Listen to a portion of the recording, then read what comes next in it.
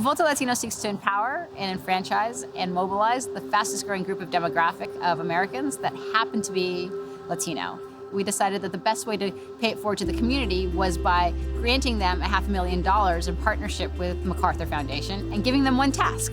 What are tech ideas that you would love to see realized that would impact the Latino community in a large way? And one of those big ideas is Mayra Cruz's Mi Mentor. My name is Mayra Cruz. I'm from Los Angeles.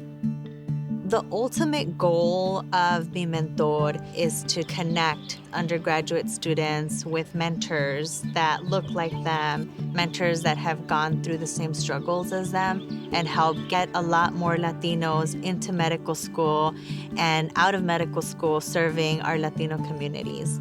Now, Latinos are only 5% of physicians in this country, so the number has been declining in terms of population growth. The first time I thought that I could be a physician, I was about 8 years old. I used to go to the doctor with my mom. She was diagnosed with a disease that required her to go very often, and I was a translator for her, so I would get excited in talking to the residents and asking questions.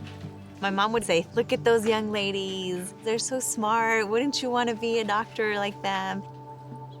I didn't really have any role models when I was a kid. There was no one in our family that was, a doctor, a lawyer, or, any type of professional. There's definitely organizations that are in place to help students reach their goal of going to medical school. And I remember going to their meetings. The problem was they weren't really tailoring their conversations to the problems that Latinos are facing. I have personally had the experience where one mentor can completely change that. My two favorite and closest mentors are Dr. Marco Angulo and Dr. Efrain Talamantes. They've really supported me and helped me out when it came down to the tough decision about what med school to go to. We did mock interviews. They did a lot to prepare me. The biggest challenge that Mayra was having was that she felt that she wasn't good enough.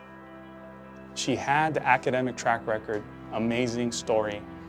She had the passion in the community, but she still doubted herself. And so most of my mentoring was really almost acting like a coach. She asked me one time, she's like, "Why do you spend so much time on this? Why do you spend so much time on, with me?" And I'm like, "Well, somebody spent time with me, so we got to continue to give that back." And I said, "Now you got to give it back." And she said, "Okay." This Mi Mentor thing came out, and I was like, wow, you gave it back plus. If there was a group like Mi Mentor for me when I was, starting in community college, I think my life would have been completely different. Just being able to have a role model, someone that I could talk to, someone that could have told me it's possible. I went through the same things. You're gonna make it. You're gonna do it. Just keep pushing forward. I think that would have changed a lot of things. I would definitely have been a physician by now. When I think about giving up, I think that going to medical school is like laying down this path that no one has walked on before. And by laying down this path, it just makes it easier for my sister and my daughters to even pursue a higher education, whether or not they end up being in the medical field.